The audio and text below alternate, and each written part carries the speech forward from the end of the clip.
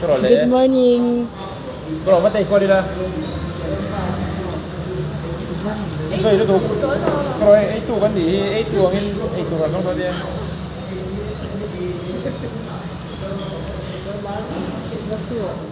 Guys, hai. In huang yan din hay bets kat. Oh, hai. Mo enjoy mi nam pang hi ania.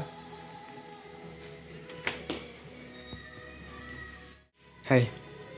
The Bible Society of India, Aizol Auxiliary in Compuilian for the first annual meeting and Thanksgiving service, 13 to 14 June 2026. Refreshment lang pang ako, mamo.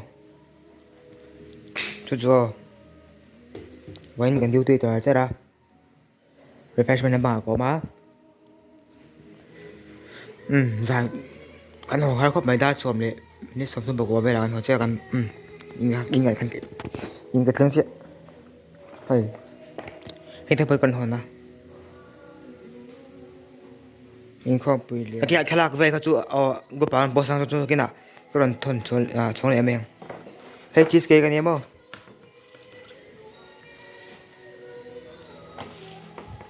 hay bỏ cheesecake chứ không to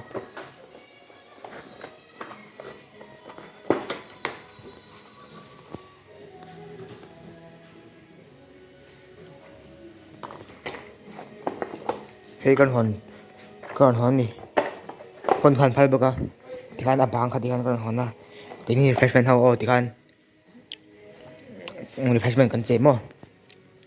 senior hao hi refreshment cần nhớ cho nên inter le sacrament hi sanitation anh cái gì à chọn hao hay senior tổ chức hàng refreshment làm bằng có mà cần khai lạc về cái chỗ anh post cái này group anh post thôi là cái đó còn tiền là dài đó rồi chụp hao chụp thôi là dàn tiếng thì anh refresh mình cái thì ra income bùi liền cái này mà cái bên kia là income bên thấm khop mà mi sáng thì đón tiền cái thì mà tiền hơn cái income mà tại bộ chú lên nào tại bộ anh tầm khop mà tiền khai gì á hay mà fit đa rồi cái tăng khai đi cái chuột cho nên đa rồi bèn về khai cái chuột cái 650 về khai cái chuột cái cho nên thì đa rồi cái tăng đa so hay đa som lẽ chân về về lắm ở đây về không phải đa carly về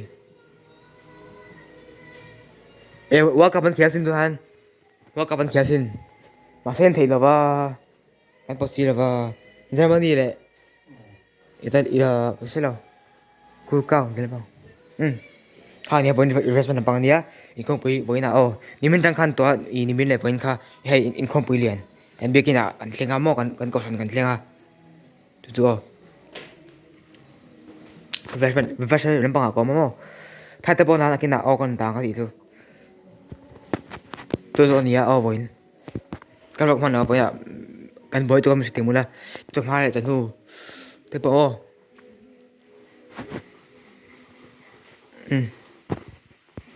kan thế là rất là dàn nền thế là rất là nền với chú vọc vân là in mo no free time mà cái nào thay là video thì làm ai mo